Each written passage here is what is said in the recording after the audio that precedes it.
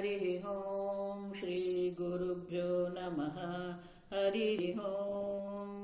ॐ शन्नो मित्र शं वरुणः शन्नो भवत्वर्यमा शन्न इन्द्रो बृहस्पतिः शन्नो विष्णुरुक्रमः। नमो ब्रह्मणे नमस्ते वायो त्वमेव प्रत्यक्षं ब्रह्मासि त्वमेव प्रत्यक्षं ब्रह्म वदिष्यामि ऋतं वदिष्यामि सत्यं वदिष्यामि तन्मामवतु तद्वक्तारमवतु अवतु माम् अवतु वक्तारम्। ॐ शान्ति शान्ति शान्तिः। ॐ सहना भवतु सहनौ भुनक्तु सह वीर्यं करवावहै तेजस्विनावधीतमस्तु मा विद्विषावहै। ॐ शान्ति शान्ति शान्तिः।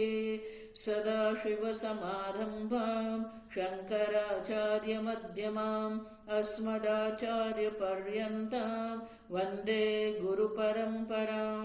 श्रुतिस्मृतिपुराणानाम् आलयं करुणालयं नमामि भगवत्पादं शङ्करं लोकशङ्करं शङ्करं शङ्कराचार्यं केशवं बादरायणं सूत्रभाष्यकृतौ वन्दे भगवन्तौ पुनः पुनः। ईश्वरो गुरुरात्मेति मूर्तिभेदविभागिने व्योमवद्व्याप्तदेहाय दक्षिणामूर्तये नमः। निधये सर्वविद्यानां विशदे भवरोगिणां गुरवे सर्वलोकानां दक्षिणामूर्तये नमः। ॐ नमः प्रणवार्थाय शुद्धज्ञानैकमूर्तये निर्मलाय प्रशान्ताय दक्षिणामूर्तये नमः। ॐ नमः श्रीशङ्करानन्द गुरुपादाम्बुजन्मने सविलासमहामोह ग्राहग्रासैककर्मणे।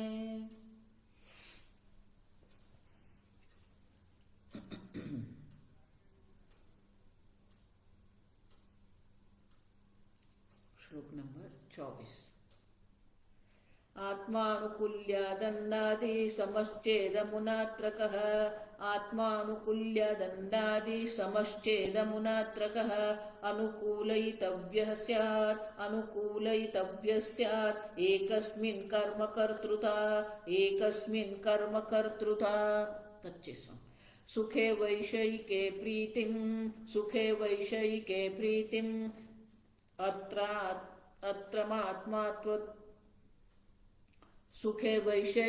प्रीति मात्रमात्मात्वति प्रियः सुखे वैषयिके प्रीति मात्रमात्मात्वति प्रियः सुखे व्यभिचरत्येषा नात्मानि व्यभिचारिणे।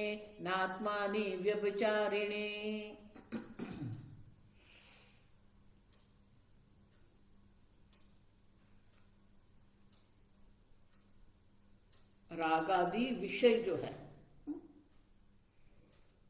हमने देखा 4 पक्ष है।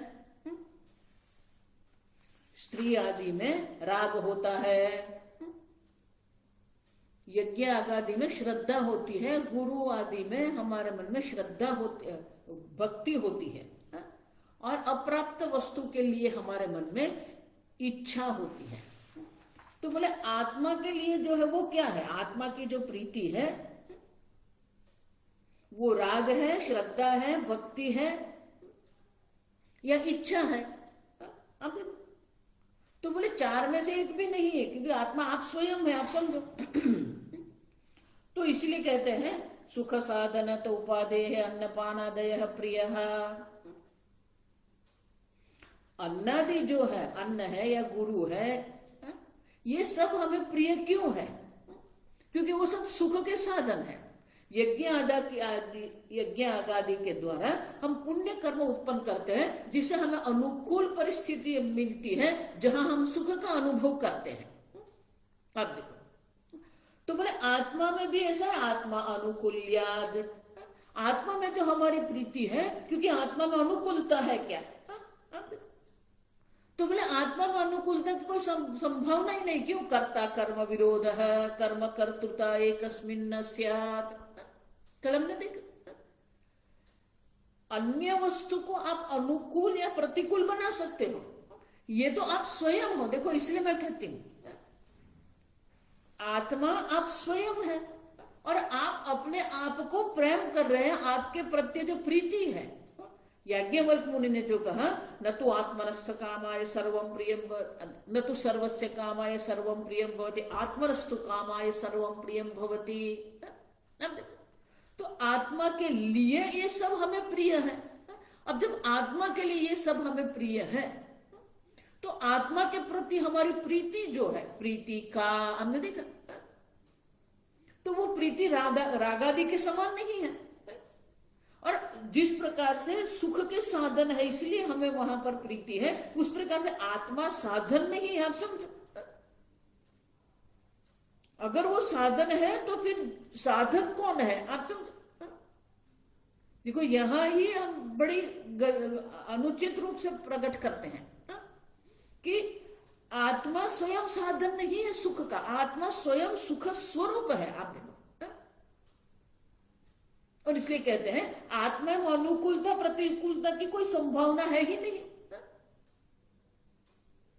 और अगर आत्मा को हम अनुकूल प्रतिकूल बना देते हैं, आत्मा को अगर सुख का साधन कहते हैं, तो आगे के श्लोक में कहते हैं सुखे वैषयिके प्रीति मात्र आत्मा तु अति प्रिय है। वैषयिक सुख, वैषयिके सुखे, आप देखो, जो विषय से उत्पन्न हुआ जो सुख है, प्रीति मात्र, उसमें एक साधारण प्रीति है, लेकिन आत्मा तो अति प्रिय है। आप समझो, उतना ही नहीं, विषय जन्य जो सुख है, सुखे व्यभिचरति ऐसा, विषय जन्य सुख में तो ये प्रीति जो है व्यभिचरति माने परिवर्तनशील है। आज आपको जिससे सुख मिल रहा है, कल उसी से आपको सुख प्राप्त होगा, ये संभव नहीं है। अब देखो, लेकिन आत्मा तो अति प्रिय है। आत्मा में प्रीति जो है उसमें कोई व्यभिचार परिवर्तन, व्यभिचार माने ये सामान्य जन से हम जो व्यभिचार कहते हैं वो नहीं है। आप समझो, यहाँ व्यभिचार माने कि परिवर्तन नहीं है, उनमें अधिकता या न्यूनता नहीं होती है। विषय जन्य सुख जो है, श्रद्धा भक्ति से जो हमें प्राप्त होता है, उसमें अधिकता न्यूनता हो सकती है। अब देखो, लेकिन यहां कोई अधिकता न्यूनता नहीं है। न आत्मनि व्यभिचारिणी प्रीति ही, अब आत्मा में जो प्रीति हमारी है वो व्यभिचारिणी नहीं है, परिवर्तनशील नहीं है। आप समझो, तो बोले विषय में जो आप कहते हो कि विषय सुख जो है उसमें जो हमारी प्रीति है उसमें व्यभिचार होता है, तो कैसे व्यभिचार होता है? तो आगे के श्लोक में दर्शाते हैं, एकम त्यक्त्वान अन्यदा दत्ते, एकम त्यक्त्वान्यदा दत्ते, एकं त्यक्त्वान्यदा दत्ते, सुखम वैषयिकं सदा, सुखम वैषयिकं सदा, नात्मा त्याज्यो न चादेयः, नात्मा त्याज्यो न चादेयः, तस्मिन् व्यभिचरेत् किं, तस्मिन् व्यभिचरेत् कथम्। विषय सुख में तो क्या है, एक विषय को छोड़ के हम दूसरे विषय पर जाते हैं। आप समझो, एकम त्यक्त्वा अन्यद आदत्ते, सुखम वैषयिकम सदा, सदा सर्वदा वैषयिक, विषय जन्य, वैषयिक माने विषय जन्य सुख जो है उसमें तो हमें एक विषय को त्याग करके दूसरे विषय को पकड़ते हैं। पत्नी है, पुत्री है, माता है, धन है, गृह है, आदि। न आत्मा त्याज्य न आदेयः, आत्मा का तो आप त्याग भी नहीं कर सकते हो, आत्मा का तो आप प्राप्त भी नहीं कर सकते हो। ग्रह आदे माने ग्रहण नहीं कर सकते। क्यों? क्योंकि आप स्वयं है, आप स्वयं का त्याग भी नहीं कर सकते हो, आप स्वयं को ग्रहण भी नहीं कर सकते हो। तस्मिन् व्यभिचरेत् कथम, तो फिर उसमें व्यभिचार कैसे हो सकता है? अब तो आत्मा में किसी भी प्रकार से व्यभिचार की कोई संभावना ही नहीं है। विषय जन्य सुख जो है, रागादि जन्य जो भी सुख है, यज्ञ याग आदि जो है, गुरु देवता के प्रति हमारी जो भक्ति है, ये सभी में हो सकता है। इसीलिए भक्ति के लिए भी भगवान को ये प्रयोग करना पड़ता है। मयि च अनन्य योगेन भक्ति अव्यभिचारिणी। भगवान के प्रति भी जो हमारे मन में भक्ति है, भगवान कहते हैं कि वो भक्ति कैसी होनी चाहिए? अव्यभिचारिणी, किसी भी प्रकार से व्यभिचार हो नहीं होना।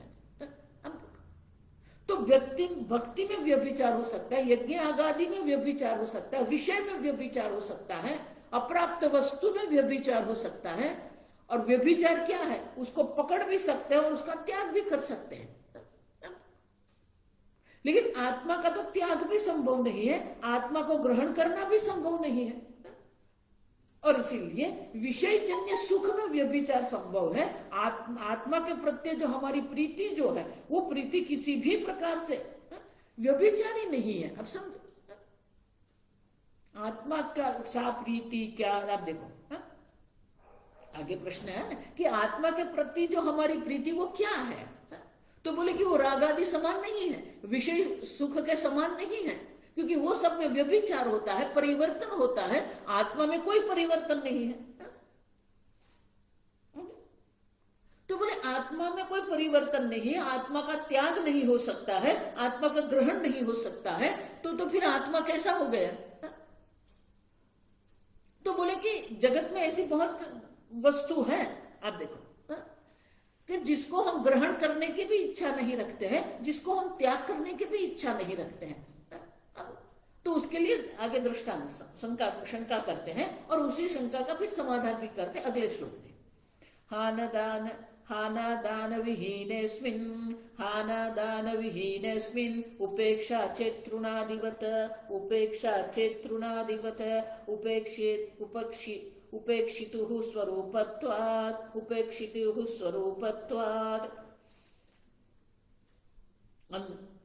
न उपेक्षत्वं निजात्मनः।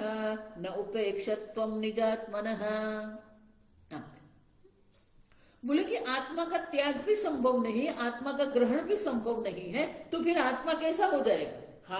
आदान विहीने अस्मिन्। हान माने त्याग करना, आदान माने ग्रहण करना। उससे रहित अगर जो है उपेक्षा चेतृणादिवत, तो फिर आत्मा तो उपेक्षा का विषय हो गया। आप देखो, जिस प्रकार से तृण है, तृणादिवत, तृण आदि माने कि ये जगत में आप देखो, जितने आपके राग के विषय है, जितने आपके द्वेष के विषय है, उससे अधिक विषय जो है वो उपेक्षा जन्य है। आप जब मॉल में जाते हैं तो आपको जो प्राप्त करना है उनकी ओर आप जाएंगे, बाकी जो लाखों वस्तु वहां पड़ी हुई है उसके प्रति तो आपके मन में उपेक्षा ही रहेगी, उनकी ओर आप देखेंगे भी नहीं। आप समझो, तो अगर आत्मा ग्रहण और त्याग के योग्य नहीं है तो फिर तो वो उपेक्षा का विषय हो गया, जिस प्रकार से तृण आदि है। तो बोले नहीं, क्यों? अब देखो, बहुत सुंदर है, त्याग करने वाला जो है या ग्रहण करने वाला जो है या उपेक्षा करने वाला जो है, आप देखो ये बहुत सुंदर है कि कल मैंने कहा कि अधर्म का त्याग धर्म से, धर्मात् अधर्मम त्यज, धर्म से ही अधर्म का त्याग होता है। फिर धर्म का भी हमें त्याग करना है, धर्म का त्याग करके भी ये न तेजसी तत्यज। देखो ये बहुत गहन वाक्य है, जिसके द्वारा आप धर्म और अधर्म का त्याग कर रहे हैं, वो त्याग करने वाले का भी आपको त्याग करना है। अब देखो यहां पर भी क्या है, जो ग्रहण करने योग्य है, जो त्याग करने योग्य है, जो उपेक्षा करने योग्य है, उनको उपेक्षा करने वाला जो है वो आप स्वयं आत्मा है। आप देखो, उपेक्षित स्वरूपत्वात्, उपेक्षित माने कि उपेक्षा करने वाले का भी अब तो स्वरूप है। अब समझो, इसीलिए केनोपनिषद में श्रोत्रस्य श्रोत्र माने क्या है? कर्णेंद्रिय को श्रोत्र जो है, वो श्रोत्र को श्रोत्र बनाने वाले आप है, श्रोत्र का भी स्वरूप आप है। मन सो मन है, मन को भी मन बनाने वाले जो है, मन का जो स्वरूप है वो आप है, आप समझो। जिसको हम दृष्टा कहते हैं, दृष्टा का भी स्वरूप आप है। इसलिए योग में भी क्या कहते हैं, दृष्टु स्वरूप अवस्थानम। अब देखो, दृष्टा का भी जो स्वरूप है, जो असंग चैतन्य स्वरूप आत्मा है, दृष्टा, श्रोता, मनता, विज्ञाता, ये सबका जो स्वरूप है वो आप चैतन्य स्वरूप आत्मा है। अब देखो, और इसलिए कहते हैं कि उपेक्षा करने वाले का भी जो स्वरूप है वो तो आप है, उपेक्षत्वम निजात्मनः न। और इसीलिए आत्मा की उपेक्षा का कोई संभव ही नहीं है, आत्मा का ग्रहण भी संभव नहीं है, आत्मा का त्याग भी संभव नहीं है, और आत्मा की उपेक्षा भी संभव नहीं है, क्योंकि आप स्वयं हैं, आप समझो। और इसीलिए आत्मा का परित्याग की कोई संभावना नहीं है। तो उसके लिए आगे कहते हैं, राग क्रोधाभिभूतानां, राग क्रोधाभिभूतानां मुमूर्षा वीक्ष्यते क्वचित्, मुमूर्षा वीक्ष्यते क्वचित्, ततो द्वेषाद् भवेत्याज्यः, ततो द्वेषाद् भवेत्याज्यः, आत्मेति यदि तन्नहि, आत्मेति यदि तन्नहि। बोलो कि नहीं नहीं, अब देखो ये शब्द भी है आत्महत्या। अब देखो, और इसलिए कहते हैं कि रोग क्रोध, रोग से संतप्त है, या जो क्रोध आदि से जो संतप्त है वो क्या करेगा, मुमूर्षा वीक्ष्यते क्वचित्। कभी कभी ये मुमूर्षा माने कि मृत्यु की इच्छा देखते हैं हम लोगों में, उसको मरना है, वो स्वयं कहेगा मुझे मर जाना है, और वो आत्महत्या करता है। अब देखो, तो बोले कि वो आत्महत्या तो कर रहा है। ततः द्वेषाद् भवेत्याज्य आत्मा इति। और इस प्रकार से अपने आप प्रत्ये जो द्वेष भाव है, और द्वेष भाव के कारण वो आत्मा का भी त्याग कर देता है। यदि आप ऐसा सोचते हो तन्नहि, वो संभव नहीं है। आप देखो, आत्महत्या जो कर रहा है वो क्या कर रहा है, आत्मा स्वयं की हत्या कर रहा है नहीं, क्योंकि आप स्वयं है आत्मा। तो बोले वो किसकी हत्या कर रहा है, आगे के श्लोक में कहते हैं, त्यक्तुम योग्यस्य देहस्य, त्यक्तुम योग्यस्य देहस्य न आत्महत्या त्यक्तुरेव सा, नात्मता त्यक्तुरेव सा, न त्यक्तरेऽस्ति सद्वेषः, न त्यक्तरेऽस्ति सद्वेषः, त्याज्ये द्वेषे तु का क्षतिः, त्याजे द्वेषे तु का क्षतिः। तो बोले कि आत्महत्या के द्वारा जिसका हम त्याग कर रहे हैं, द्वेष भाव के कारण, रोग के कारण, आप देखो कई लोग हैं जो आत्महत्या कर रहे हैं, तो आत्महत्या शब्द का प्रयोग हम करते हैं, लेकिन वहां आत्मा की हत्या कर रहे हैं क्या, नहीं। वहां त्यक्तुम योग्यस्य देहस्य न आत्मता, अब जिसका त्याग हो रहा है वो तो ये देह का त्याग हो रहा है, आप देखो, और वो देह आत्मा नहीं है। लेकिन ये देह का त्याग करने वाले आत्मा आप है। आप देखो, आप ये देह का त्याग करें, आत्मा की हत्या नहीं करें, देह की हत्या कर रहे हैं। लेकिन देह में अहम बुद्धि करके हम बैठे हैं, और इसलिए हम आत्महत्या ऐसे शब्द का प्रयोग करते हैं। अब सब जो त्याग के योग्य जो है, त्यक्तुम माने त्याग योग्य जो है, वो तो देह है, और वो देह आत्मा नहीं है। आप स्वयं है जो ये देह का त्याग कर रहे हैं, आप समझ रहे हो। आत्महत्या माने कि आप अपने निश्चय से ये देह का त्याग कर रहे हैं, तो देह का त्याग करने वाले आप आत्मा हैं, देह नहीं है। अब देखो, न त्यक्तरी अस्ति सद्वेष है। अब देखो, और जो त्यक्तरी, त्यक्तृ मानी जो त्याग करने वाला, कर्ता मानी करने वाला, भोक्ता मानी भोग करने वाला। अब देखो, तो त्याग करने वाला जो है ना, त्यक्ता, न त्यक्तरी, त्याग करने वाला जो आत्मा है, उनके प्रति तो कोई द्वेष है ही नहीं आपको। अब देखो, आप जिसका आत्महत्या शब्द हम प्रयोग करते हैं, लेकिन आत्महत्या में जो आप जो है वो आप स्वयं ये देह का त्याग कर रहे हैं। तो देह का त्याग करने वाले आप है, आप समझो, और वो देह आत्मा नहीं है। और इसीलिए न त्यक्तरि अस्ति सद्वेष, और इसलिए जो त्याग करने वाला आत्मा है उनके प्रति तो कोई द्वेष की संभावना है ही नहीं। और जो त्याग योग्य जो है, आप देखो, त्याज्य द्वेषे तु का क्षतिः, और देह का हम त्याग कर रहे हैं, त्याग करने योग्य, त्याज्य माने त्याग करने योग्य जो देह है उनका जब हम त्याग, आत्महत्या के द्वारा आत्मा को तो कोई क्षति नहीं हो रही है, ये देह हम छोड़ रहे हैं। आप देखो,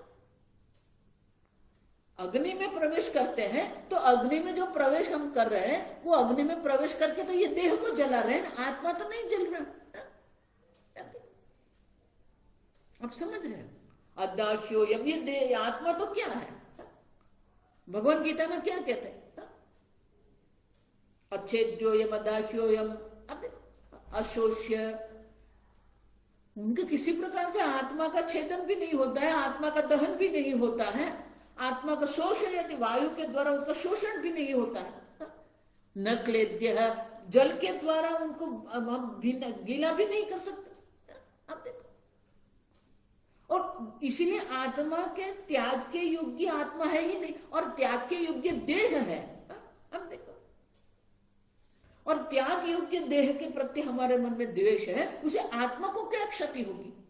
अब देखो, तो जो त्याग योग्य है वो तो देह है, आत्मा नहीं है, आप समझो, और देह आत्मा है ही नहीं। और इसलिए कहते हैं कि अगर आप त्याग योग्य आत्मा को मान रहे हैं और जिसको मृत्यु की जिसको इच्छा है, तो मृत्यु भी क्या है? अब सब मृत्यु तो ये है ना कि आप ये शरीर का त्याग कर रहे हैं, आत्मा का त्याग नहीं कर रहे। अब देखो, और इसलिए कहते हैं कि ये जो हानि है आत्मा को तो कोई हानि नहीं है। आत्महत्या के द्वारा भी भले आत्मा शब्द का प्रयोग हम कर रहे हैं, लेकिन हानि आत्मा को नहीं हो रही है, द्वेष आत्मा के प्रति नहीं है। जो भी द्वेष या हानि है वो तो देह के लिए है। आप समझो, आत्मा कभी भी द्वेष का विषय बन ही नहीं सकता है, उपाधि द्वेष का विषय है आत्मा कभी भी। आत्मा तो परम प्रेमास्पद है, आगे कहे ना, अति प्रिय है। विषय आदि में प्रीति हो सकती है, साधारण प्रीति है, लेकिन आत्मा तो अत्यंत प्रिय है। और वो आत्मा की जो प्रीति है वो विषय आदि के समान नहीं है। और इसीलिए याज्ञवल्क्य मुनि कहते हैं आत्मनस्तु कामाय सर्वम प्रियम भवति। आप देखो, जो जो वस्तु आपको प्रिय हो रही है वो सब आत्मा के लिए हो रही है। आप देखो, आप समझो। और इसलिए वो आगे कहते हैं आत्मार्थत्वेन सर्वस्य, आत्मार्थत्वेन सर्वस्य प्रीतिश्च आत्मा ह्यति प्रियः, प्रीतिश्च आत्मा ह्यति प्रियः, सिद्धो यथा पुत्रमित्रात्, सिद्धो यथा पुत्रमित्रात्, पुत्रः प्रियतरस्तथा, पुत्रः प्रियतरस्तथा।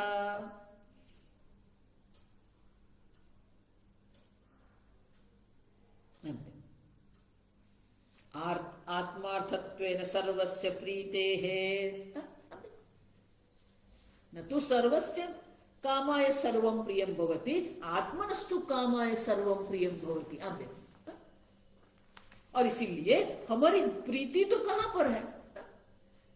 पुत्र आदि में है ही नहीं। आप देखो, हमारी प्रीति आत्मा में है। आत्मार्थत्वेन सर्वस्य प्रीते है। और इस क्यों आत्मा च अति, क्यों ही माने ही अति प्रिय है, क्योंकि आत्मा ही अति प्रिय है। आपको जो अधिक प्रिय है, अत्यंत प्रिय जो है वो आप स्वयं है। अभी स्वामी जी का प्रवचन आ रहा है ऑनलाइन, आप जो इच्छा कर रहे हैं वो आप स्वयं है, जिसको आप प्रेम करते हैं। हम ये उपाधिगत प्रिय अप्रिय में इतने ही व्यस्त रहते हैं, हमारी बुद्धि उसी में लगी रहती है। अब छोड़ो, जो प्रिय है वो तो आत्मा है, ये बुद्धि प्रिय नहीं है हमें, देह प्रिय नहीं है हमें। अब तो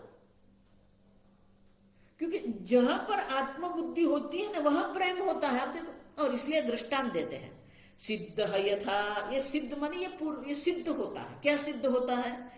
पुत्र मित्र पुत्र प्रियतर तथा। अब देखो,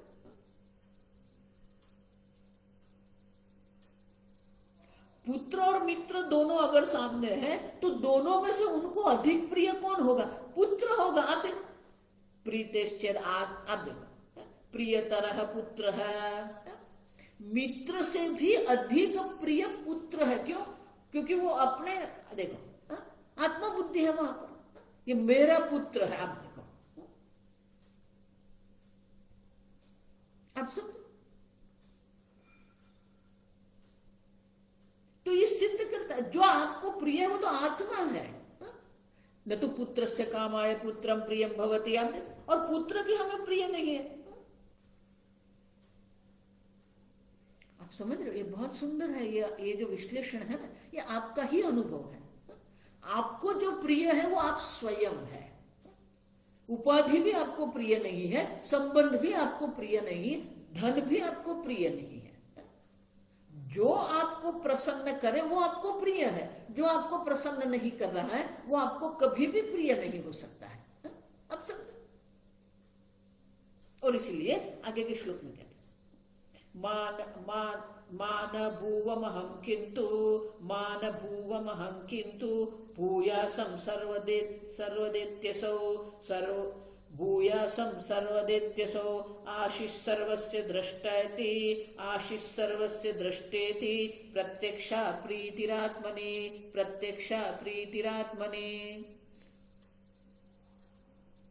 मान भूवम अहम। देखो, ये पहले प्रकरण से मैं कहती आई, किसी को भी अपने अस्तित्व के अभाव का अनुभव कभी भी नहीं होता है। मैं नहीं हूं, मान अहम भूवम। हम देखो, मैं नहीं हूं ऐसा अनुभव किसको होता है? भूयासम सर्वदा इति असौ, सदा सर्वदा मैं तो हूं। आप देखो, आपके अस्तित्व का अभाव का अनुभव संभव ही नहीं है। और आपकी जड़ता का भी अनुभव आपको संभव नहीं, ये दोनों संभव नहीं है। सत और चित्त जो है वो तो आप स्वयं है। कभी भी आपका, देखो, इसीलिए शंकराचार्य जी क्या शब्द प्रयोग करते हैं, न तो आत्मा नाम कश्चित अप्रसिद्धम वस्तु अस्ति। आत्मा कोई अप्रसिद्ध वस्तु नहीं है। भले आत्मा शब्द आपके लिए अप्रसिद्ध होगा, लेकिन आप जिसको मैं कह रहे हो वो तो प्रसिद्ध है, सब जानते हैं, मैं हूं। अब न मान भूवम अहम किंतु भूयासम सर्वादीयते असौ।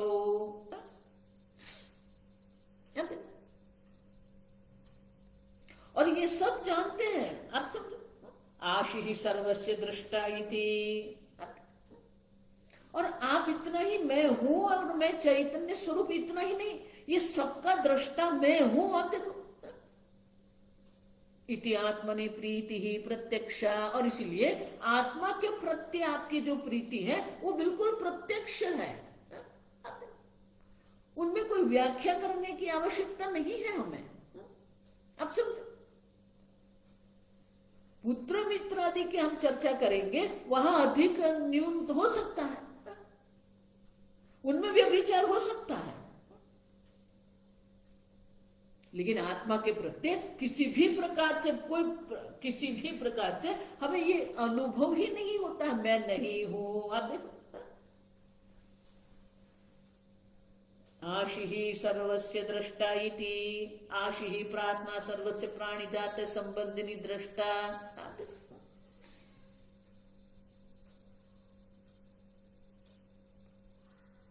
तो सबको ये जीने की जो अवस्था है ना, अब जिजीविषा जिसको कहते हैं, तो ये हमारे मन में जो जिजीविषा जो है, क्यों? क्योंकि हम सदा सर्वदा है। अब लेकिन देह में अहम बुद्धि करके हम बैठ गए हैं, और देह के मृत्यु हम स्वीकार नहीं कर सकते हैं, क्योंकि देह में अहम बुद्धि है। अब देखो, तो जिजीविषा भी जो है, आशी ही माने कि ये सबको जो जीने की इच्छा जो है, वो सबको जो जीने की इच्छा क्यों है? क्योंकि देहादि जो मर्त्य है उसमें हमने अहम बुद्धि करके रखी है और इसीलिए हमारे मन में जिजीविषा होती है। अब देखो, देहादि में अहम बुद्धि के कारण हमारे, लेकिन आत्मा के प्रति जो आपकी प्रीति जो है वो तो अत्यंत प्रत्यक्ष है, आप समझो।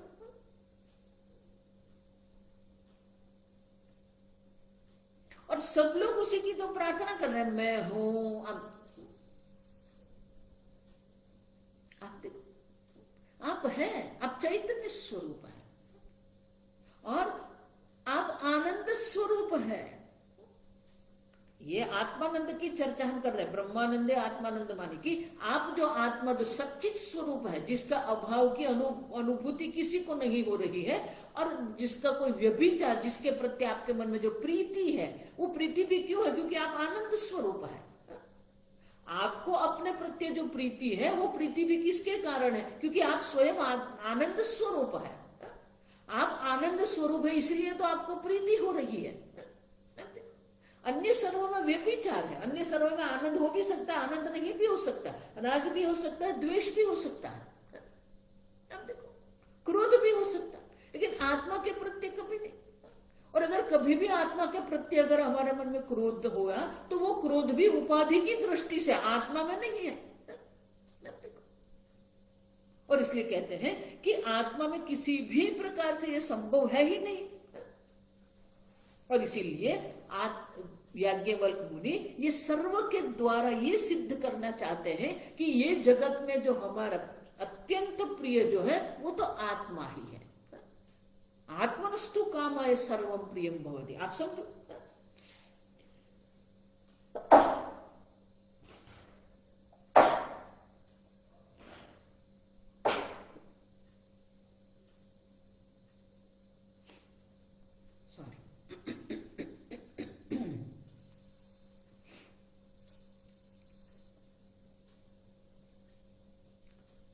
तो बोले कि आप ये कहते हो ना, आत्मनि प्रीति ही प्रत्यक्षा,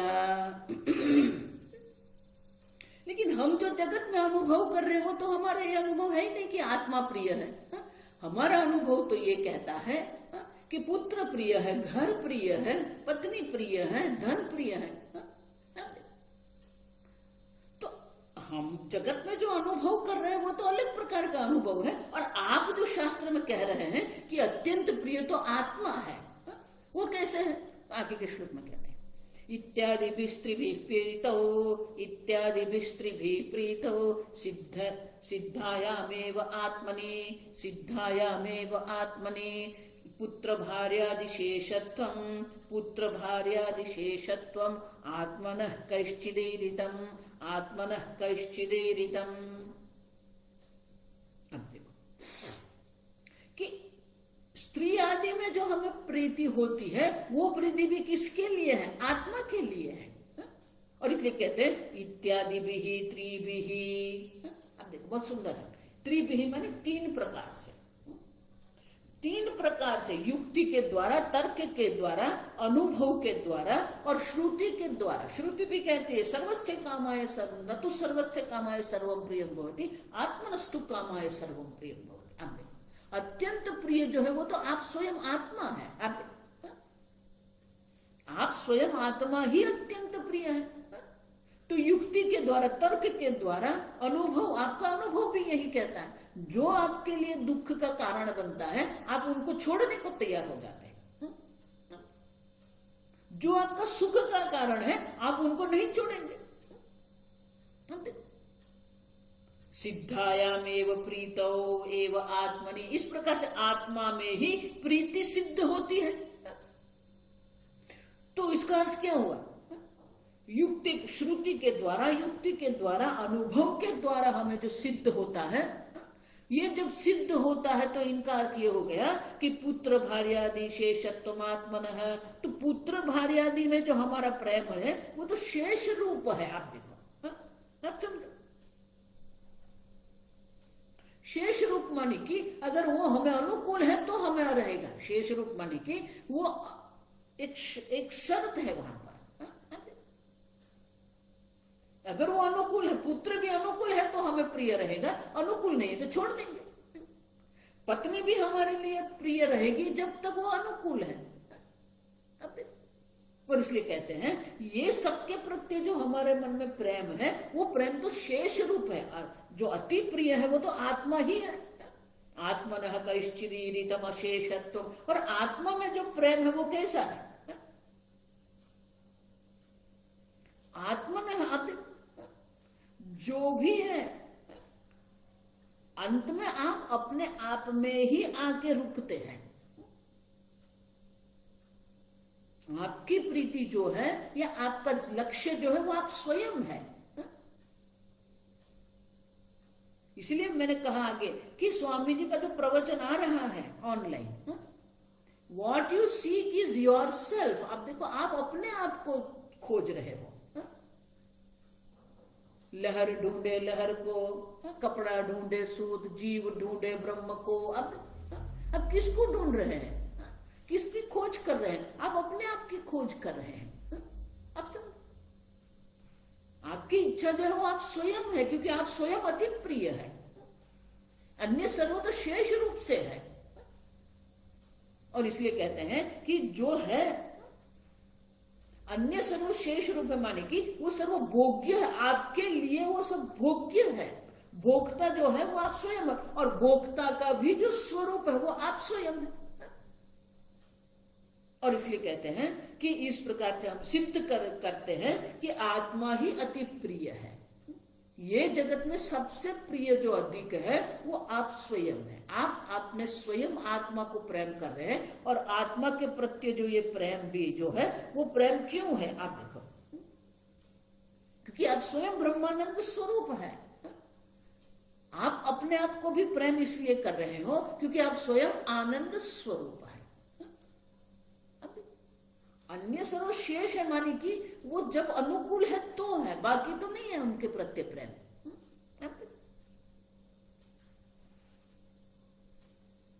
तो एक वादी जो है ना, तो यहां एक प्रश्न करता है आगे के श्लोक में, एतद् विवक्षया पुत्रे एतद् विवक्षया पुत्रे मुख्यात्मत्वं श्रुतिरीरितम् मुख्यात्मत्वं श्रुतिरीरितम् आत्मा वै पुत्र नामेति आत्मा वै पुत्र नामेति तच्च उपनिषदि स्फुटम् तच्च उपनिषदि स्फुटम्।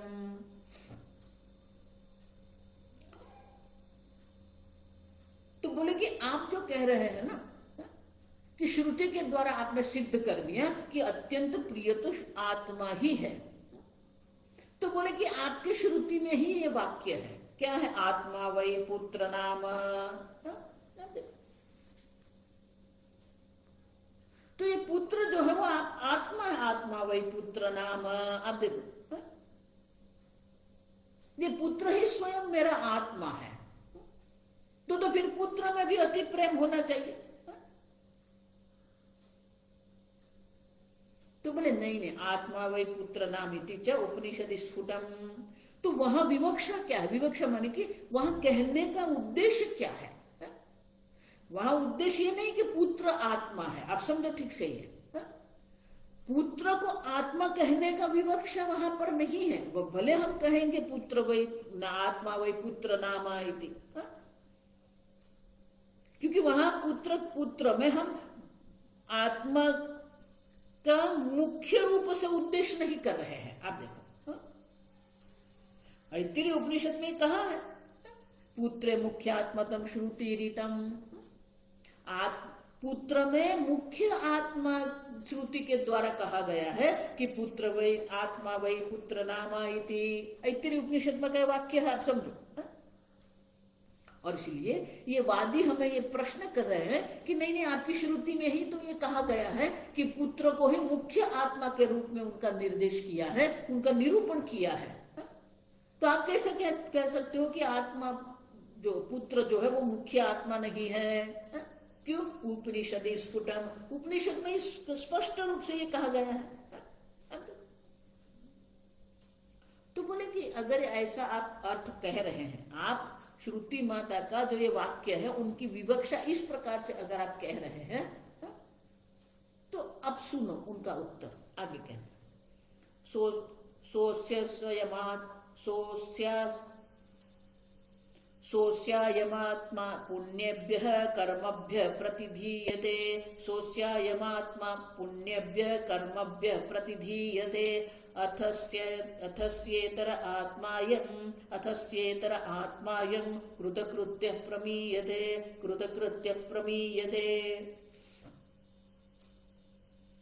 सः अस्य अयमात्मा पुण्येभ्यः कर्मभ्यः प्रतिधीयते।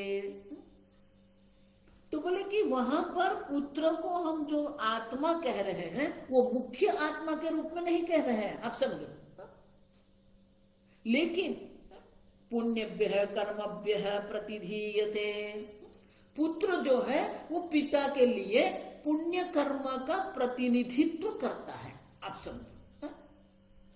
मुख्य आत्मा के रूप में वहां भी कहा नहीं गया, भले श्रुति का वाक्य ये है, लेकिन वो वाक्य का अर्थ जो है, पुरुषः वै अयम् आदितो गर्भः भवति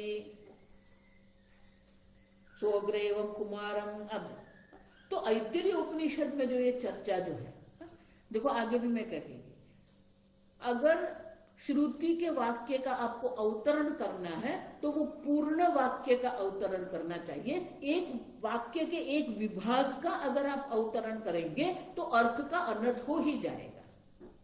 आजकल जो ये सब कर, श्रद्धावान लभते ज्ञानम, जो श्रद्धालु है उसको ज्ञान होता है, ये नहीं है वाक्य, आप समझो। बाकी दो है, तत्पर संयतेन्द्रिय, ये दो नहीं कोई बोलते, सब बोलते श्रद्धावान लभते ज्ञानम, भगवान ने कहा। Half knowledge is dangerous knowledge, ये अर्ध ज्ञान है।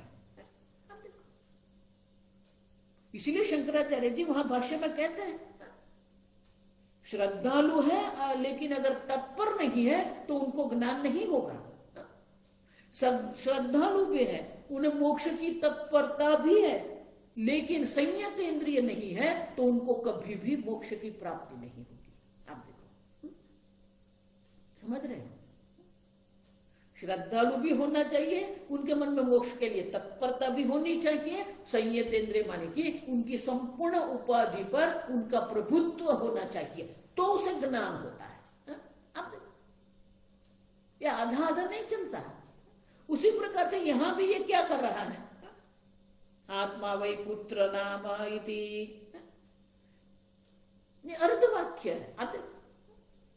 ये अर्धवाक्य यहां नहीं काम करेगा। पूरा क्या है वो हमें देखना पड़ता है। जब तक ये पूरा वाक्य हम नहीं देखेंगे तब तक ही हम नहीं समझेंगे। मात्र एक वाक्य बोलने से क्या हो जाएगा। और इसीलिए अर्थतः यहां कहते हैं कि पुत्र जो है वो पिता के लिए पुण्य कर्म का प्रतिनिधित्व करता है, और इसलिए उसको आत्मा कहा है। मुख्य रूप से आत्मा के रूप में नहीं कहा।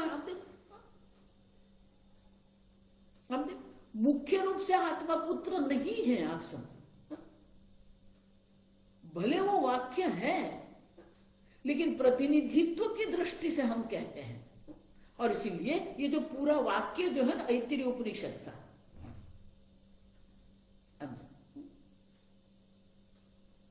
वो पूरा वाक्य क्या है, उसमें क्या कहा गया है, वो पूरा हम देखेंगे कि क्यों पुत्र को आत्मा कहा गया है। कल हम देखें, ये बहुत लंबा वाक्य है, मंत्र जो है ना वो बहुत लंबा मंत्र है। वो पूरा मंत्र हम जब देखेंगे तो आपके समझ में आ जाएगा कि पुत्र को आत्मा जो कहा गया है वो मुख्य आत्मा के रूप में नहीं, शेष के रूप में कहा गया है। तो कल हम वो पूरा उपनिषद का जो वाक्य है वो वाक्य का अन्वेषण हम करेंगे कल। तो आपके समझ में आ जाएगा कि श्रुति भी जब कह रही है आत्मा वै पुत्र नाम, वो वाक्य का अर्थ क्या, विवक्षा क्या है उसमें। विवक्षा माने कि कहने की इच्छा, क्या कहने की इच्छा है वो हमें समझ में आएगा। ये आधा आधा करते हैं ना, वो योग्य नहीं है। तो कल हम वो देखेंगे। ओम स्वस्ति प्रजाभ्यः परिपालयन्ताम् न्यायेन मार्गेण महीं महिषाः गोब्राह्मणेभ्यः शुभमस्तु नित्यं लोकाः समस्ताः सुखिनो भवन्तु काले वर्षतु पर्जन्यः पृथिवी सस्यशालिनी देशोऽयं क्षोभरहितः ब्राह्मणाः सन्तु निर्भयाः ॐ सर्वेषां स्वस्तिर्भवतु सर्वेषां शान्तिर्भवतु सर्वेषां पूर्णं भवतु सर्वेषां मङ्गलं भवतु सर्वे भवन्तु सुखिनः सर्वे सन्तु निरामयाः सर्वे भद्राणि पश्यन्तु मा कश्चित् दुःखभाग् भवेत् असतो मा सद्गमय तमसो मा ज्योतिर्गमय मृत्योर्मा अमृतङ्गमय ॐ पूर्णमदः पूर्णमिदं पूर्णात् पूर्णमुदच्यते पूर्णस्य पूर्णमादाय पूर्णमेवावशिष्यते ॐ शान्ति शान्ति शान्तिः हरिः ॐ श्रीगुरुभ्यो नमः हरिः ॐ।